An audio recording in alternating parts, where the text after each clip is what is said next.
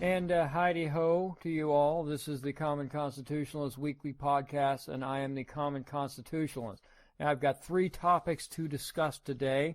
The first is the New York Times is at it again, refusing to divulge the party affiliation of a former U.S. representative who has just been found guilty on many counts of fraud. Segment 2, I discuss the presidential pension plan. And segment 3 is it's a good one. Venezuelans protesters are throwing poo bombs at the cops. So that's all I've got to say about that for now. Today on the Common Constitutionalist.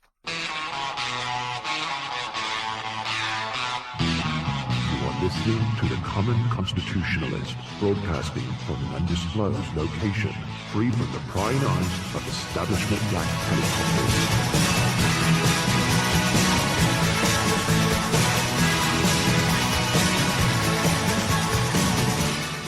helicopters. Okay, we are off to the races. Here we go.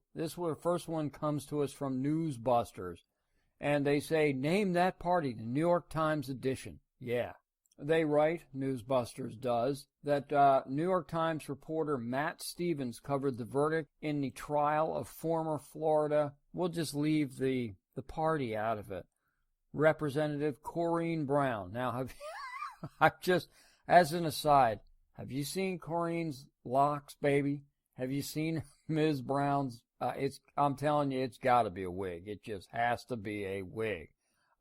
It is a sight to behold, brother. You got to, if you haven't seen this thing before, check out former Representative Corrine Brown's wig. Okay, but that's not the story.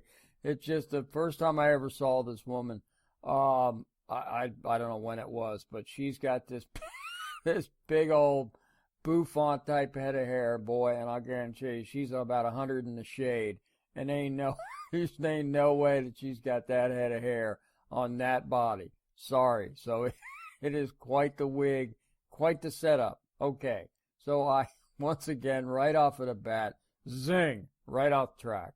So let's get back on it, shall we? This is, again, Newsbusters game, Name That Party, the New York Times edition. And I'm sure I'm guessing you probably already know where this is going, but it's illuminating anyway. The headline is, ex-congresswoman is guilty of operating a fake charity, and that she was.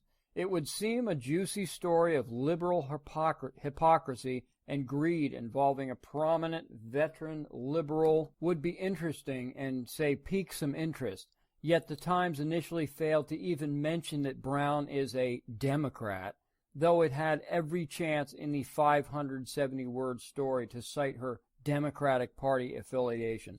Not once did they mention in the New York Times article Mr. Matt Stevens. Not once did he mention that Corrine Brown, the convicted felon now, who's going to prison for a long time. Her and her wig's going to prison for a long time. Not once did Mr. Stevens bother to mention that she was a Democratic Party hack. So Corrine, a former longtime U.S. representative from Florida, was convicted this past Thursday for taking for herself thousands of dollars in donations that were meant to fund student scholarships. So she was doing it for the children. Yeah, she was doing the children. Yeah, she sure was. Ms. Brown, 70, served in the House of Representatives for more than 2 decades was one of the first one of the first blacks elected to Congress from Florida. But she lost her seat in a primary election in August, just weeks after she was indicted on federal conspiracy and fraud charges. I wonder what lost her the election. Just weeks after she was indicted on federal conspiracy and fraud charges. I'll bet she still garnered a bunch of votes, though, didn't she? In all, a federal jury in Jacksonville, Florida, found Ms. Brown guilty on 18 of the 22 counts in an indictment that charged her with conspiring with others to run the fraudulent charity. filing false tax returns, and other crimes, according to the Justice Department. She faces a lengthy prison term. No sentencing date has been set. So it's looking like, unless some strings are pulled, Ms. Corrine Brown and her wig are going to be living her life out in prison. That's it. And Newsbusters says that the 7th paragraph was just pathetic in skipping over the obvious detail of her party affiliation. New York Times writes, Matt Stevens writes that prosecutors said Ms. Brown, a resident of Jacksonville, was aided in conspiracy by her former chief of staff, Elias Simmons, known as Ronnie. Not sure where you get Ronnie out of Elias or Simmons. Maybe that's his middle name. I don't know. And Carla Wiley, the president of the fraudulent charity. How do you get to become a president of a fraudulent charity? Is there like a resume or something that you have to submit? That I've run fraudulent charities before, and I've been an officer at a fraudulent charity, and now I want to step up to be president. Anyway, the Times continued with Mr. Simmons and Ms. Wiley have pleaded guilty to their roles in the scheme, the Justice Department said. And Newsbusters says, a resident of Jacksonville? Is that as specific as a good reporter can get? No, of course not. It's not as specific as a good reporter can get. But a good liberal stenographer like Matt Stevens, yes, that's about as much as you can hope out of somebody like this. That they can't help but report on this, but they're going to do everything they can to distance the liberal Democrat Party from a known criminal. So whoever reads the New York Times, if they are unfamiliar with Ms. Corrine Brown, they will never know that she is a Democrat. She's just a politician, and likely anybody who reads the New York Times will likely probably think that she's a Republican, of course. And Newsbusters points out that, by contrast, the New York Times' Christine Hauser couldn't wait a half a sentence before identifying former Rep. Aaron Schock as a Republican when he was indicted for wire fraud last November. And they have a little snippet from the New York Times article, and indeed it's about, about the fourth word in the first paragraph that they mention that he's a Republican. Aaron Schock, the former Republican representative from Illinois, whose taste for first-class travel and a Downton Abbey-themed office led to questions about his judgment and adherence to spending rules, was indicted on Thursday by a federal grand jury on 24 counts, including wire fraud and theft of government funds. And then they had a photo of Mr. Schock, and the caption of the photo was, Aaron Schock, a former Republican representative from Illinois, was indicted on 24 counts on Thursday. What a big surprise. So the double standard continues at the New York Times, but are we really that surprised? No. We've actually seen this before, where Democrats get in trouble, they get indicted, they get arrested, or they go to the big house, and not once does it ever mention the fact that they were a Democrat. It's like the Times, the Post, all these places, all these liberal places, CNN, they do their level best to try and hide the fact that this person is a Democrat hack politician that's robbing their constituents blind or something, and not once do they mention the fact that they're a Democrat unless they are forced into it.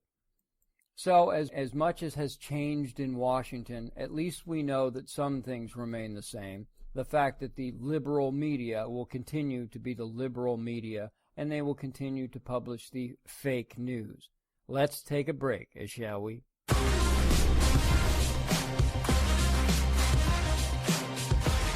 You're listening to me, the Common Constitutionalist. Yeah, baby! Yeah.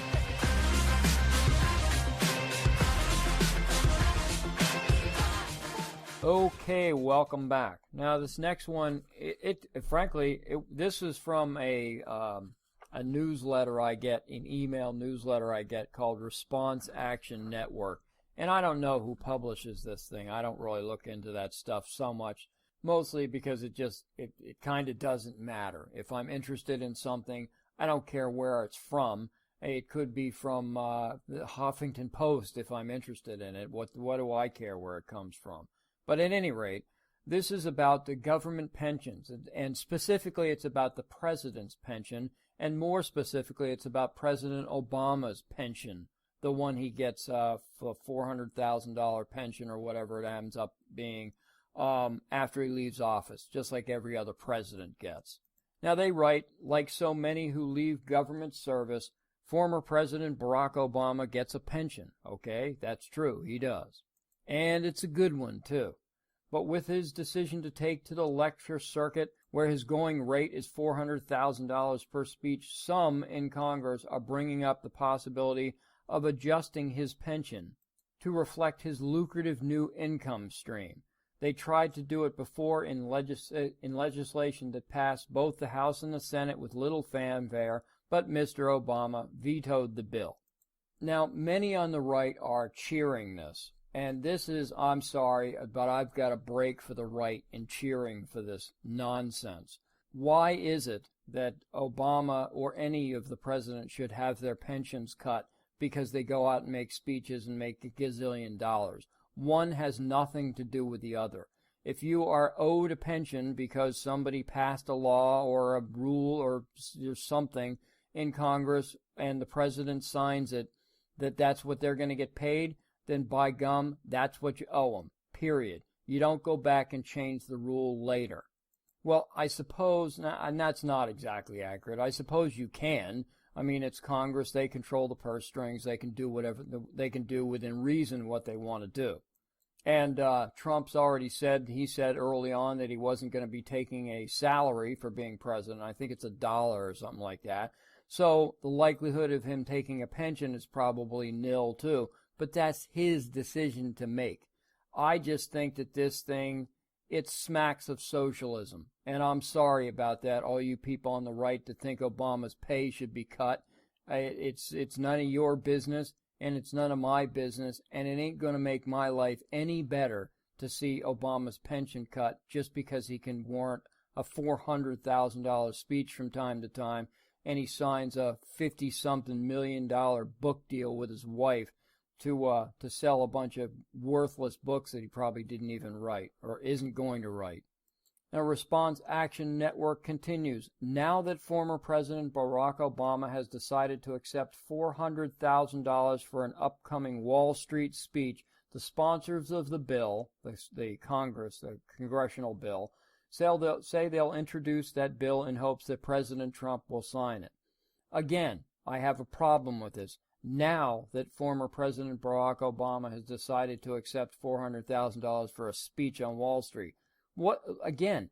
Whose business is it of ours what he decides to do after he's president? He's a private citizen. He can do whatever he wants to do. If some union member who worked all his life and paid his dues and now he's going to be collecting a pension, if he hits the lottery, do they cut his pension or either in half or cut it out altogether because he's not? This smacks of being deserving of a pension. You either have it or you don't. You either owed it or you're not. And it's that simple. And we on the right had better get our minds right about this kind of crap. This is chump change, first of all. And secondly, it's just, again, like I said, it smacks of socialism. It's ridiculous. Quote, the Obama hypocrisy on this issue is revealing, unquote, said Representative Jason Chaffetz, Republican of Utah, chairman of the House Oversight and Government Reform Committee, and the sponsor of the 2016 bill. Again, this is not the way Republicans, this is not the way conservatives are supposed to act and react. The Obama hypocrisy on this issue is revealing. What does it reveal? It reveals that he's going to cash in on his ex-presidency the way virtually every other president in modern history has. Whoop-de-doo. They continue. Chaffetz and Senator Joni Ernst, Republican of Iowa,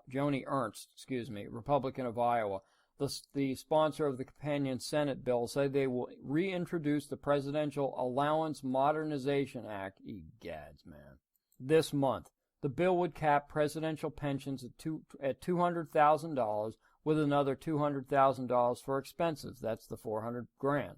But those payments would be reduced dollar for dollar once their outside incomes exceed $400,000, which coincidentally happens to be the one payment accepted by Barack Obama for the single speech. This issue isn't a partisan one, or at least it wasn't last year. And again, it wasn't last year. The bill passed both the House and Senate with no opposition, and no veto threat had come from the White House. So when Obama's veto came one Friday last July, on the last day for him to sign or veto the legislation, it took lawmakers by surprise. It was the 11th of Obama's 12 vetoes. At the time, Obama argued that the bill would have, quote, unintended consequences, unquote, and, quote, impose onerous and unreasonable burdens, unquote, on former presidents by requiring them to immediately lay off staff and find new office space. Well, that's rather disingenuous and a bold-faced lie, because unless they go out and start making a ton of money right away, they're going to get their pensions. That's not the point. So that's a lie. But what would you expect from former President Obama or then President Obama? What's the difference? So this whole pension thing, and I don't think anybody in public service, elected public office, should receive a pension of any kind for any time served. Period. It's supposed to be a public service. Could you imagine George Washington finishes his terms in office and then demands a pension? No, I don't think so. He just went back to the home in Virginia and basically lived out his life. He walked away because he wanted to walk away, and he didn't expect anything in return. Neither should any other public servant or politician, elected public servant or politician. Now, if you work for the government and you've put in your time and you receive a pension that you were owed, then by gosh, yes, you get that pension. But if you're a senator, some of these senators, it only takes 5 years to collect a pension. And at 5 years, after 5 years, you get 10% of your salary for the rest of your life. So $174,000 a year for senators and congressmen. You get about $18,000 a year for the rest of your life for serving 6 years in the Senate, one term in the Senate, and you're eligible for a pension. Man, that's just bogus. But this all goes back, this whole presidential pension nonsense goes back to Harry Truman. When he left Washington, he was virtually penniless. He received I think it was an old Army pension of like $115 a month or something, and he was basically destitute. And I've got a problem with that too, because it was Truman's decision not to accept payment for any of the services that he could provide as a former ex-president. He didn't give speeches for money. He didn't say, shall we say, quote unquote, cash in his as an ex-president. Well, that's his personal decision to make. If he wants to go back to where he came from and live the life of a pauper and not make any money after that as being former president, that was his decision to make. But no, the government decides that this doesn't look good for a former or an ex-president to be destitute and him and his wife live out their days in poverty. We need to give him a pension. So he took the pension, but he refused to work as he refused to cash in on his fame to make a fortune or to make some money after the fact, which he could have done, and he was offered gigs to the tune of like $100,000 to do. So I can't even remember what the instance was, but he was offered money as ex-president to do things and to make speeches, and he refused because he didn't want to cash in. So instead, the government, the taxpayers, pony up the money instead. That was the genesis of this whole nonsense. And just like everything else, it just grows and grows and grows, basically unencumbered. And that's how we got the presidential pension system, which is bullcrap. If you want to be president, knock your socks off. Go be president. And then leave. And if you can make money after that, fine. If you can't, sucks to be you, I guess. I'm not going to mince words. But that's about it. This should be a non-issue.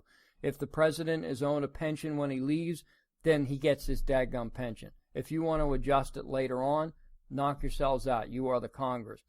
But the argument is disingenuous and it's socialist. This is beneath, it's supposed to be beneath Republicans, and certainly it's supposed to be beneath conservatives. This should be none of our concern. And that's about all I got to say on that. So we're going to take another real quick break here, and then I've got a I've got a good one to end out the session, so to speak.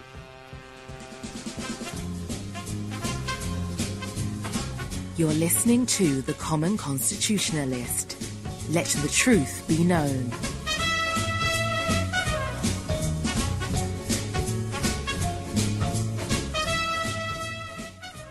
Okay, welcome back, and this is the final segment.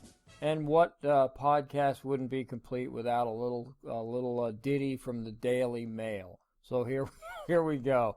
And the Daily Mail, they always come up with a good headline or byline, and this one's no different. Venezuela accuses feces-throwing protesters of using chemical weapons. Ooh, ick. So you know how things are, shall we say, tough in Venezuela, and that, boy, is that's soft pedaling it, to say the least. People are just absolutely destitute, and they are beside themselves in the socialist paradise of Venezuela. And people are starving. They can't find anything. It's ridiculous. Staples, food, nothing on the shelves. And so they have taken to protesting the government, and since April 1st, I think, 38 people have been killed in clashes between police and demonstrators, protesting the President Nicolas Maduro. But this is awful. I shouldn't even be laughing because this is just tragic.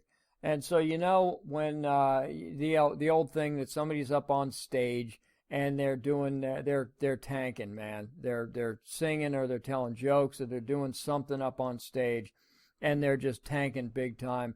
And the crowd gets rowdy, and they start booing, and they start throwing rotten vegetables and tomatoes at them and whatnot. Well, the problem in Venezuela is that the protesters can't throw that stuff at police because they would be eating the rotten vegetables and tomatoes and such, because that's about the only thing they've got to eat.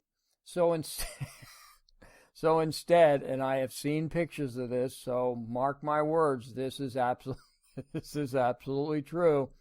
They are taking these things, you know, when you go to a restaurant and they have a little, you have takeout or something like that, and you get tartar sauce or a little thing of coleslaw, and they put it in one of those opaque little plastic cups, and they put a top on top of they put a snap on top of the cup, and then you take it out, and that's your takeout food.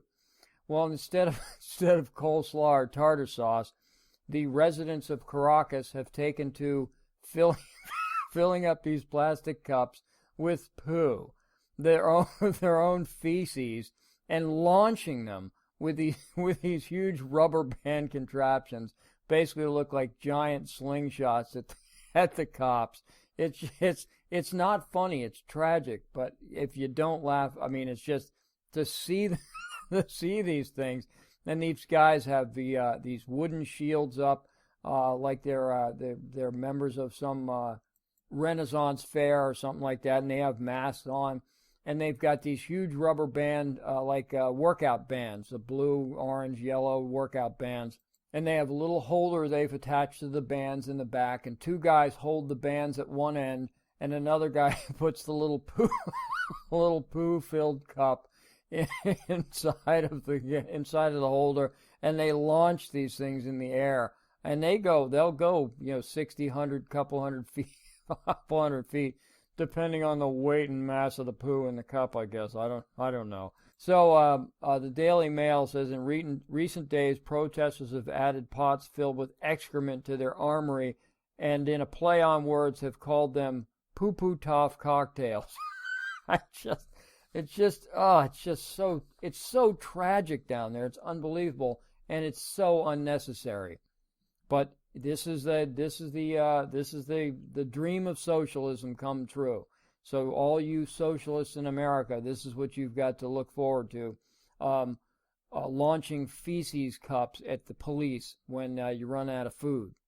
So the Daily Mail writes that warning opposition supporters to stop using the feces-filled missiles.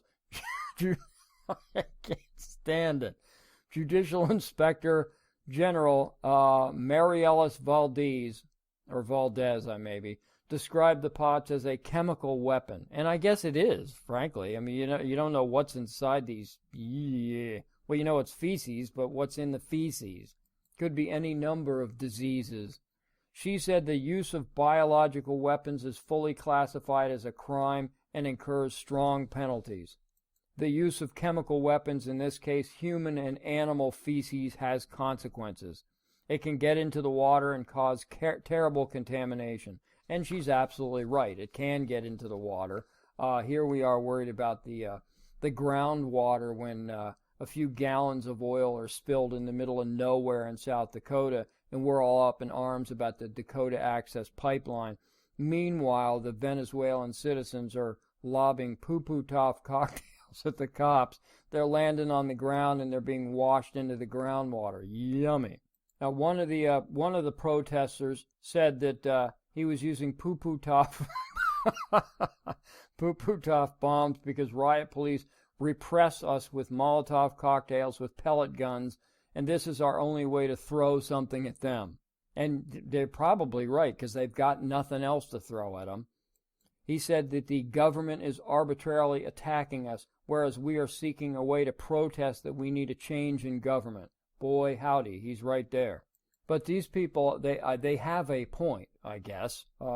It's kind of gross, but they've got a point. What else are they going to throw at them? They can't, they can't buy basic food supplies, basic supplies. They can't buy paper towels, toilet paper, all the stuff that we take for granted. And because they can't buy toilet paper, what do they just poo in a cup or something like that, and then they slingshot it at the cops. But instead of doing anything, the socialist dictator Maduro is blaming who else? The U.S. It's a plot. It's a U.S.-backed plot, and the protesters are terrorists. Of course they are. All they want, if they had something to eat and some clean water to drink, they wouldn't be protesting. But they're starving to death. They've got no jobs. They've got no food. They've got no supplies. They've got no electricity. They've got no nothing. All because of the government. And so, frankly, what do you expect them to do? I mean, you treat them like animals, they're going to act like monkeys. You know how monkeys throw their poo at people or at enemies or whatever they do? That's what these people are doing because they've got no recourse. I'm not sure I would stoop to tossing poo bombs, but hey, that's just me. And, this is a country that arguably has some of the largest oil reserves, not in South America, not in the Americas, but in the world. Has the largest oil reserves in the world, maybe second to us, maybe. But still, this is what they've done with it, and it's all has to do with the communist dictator. This all has to do with communism. It all has to do with socialism. And so this is what you socialists want, because this is the end game. This is what will occur everywhere, because this is what's occurred everywhere it's been tried. The Soviet Union, China, before they started to at least dabble in capitalism. Look at North Korea, same thing. Their people are starving because the government's hoarding all the money. Well, Venezuela has oil reserves up to yin-yang. They've got plenty of money they can tap into, but as the government officials will hold it all anyway and hoard it, the people will never see it anyway. So this problem ain't going to be solved until there's no socialism in this country, and I don't see how that's going to occur. So in the meantime, they just until they run out of poo because they got no food to eat, and if you don't eat, you don't poo. This is going to continue to happen, I suppose, unless there's a huge government crackdown and Maduro kills everybody. I don't know. So that's about all I've got. This is the Common Constitutionalist signing off once again. You guys have a blessed balance of the weekend, and we'll talk at you next week. See ya.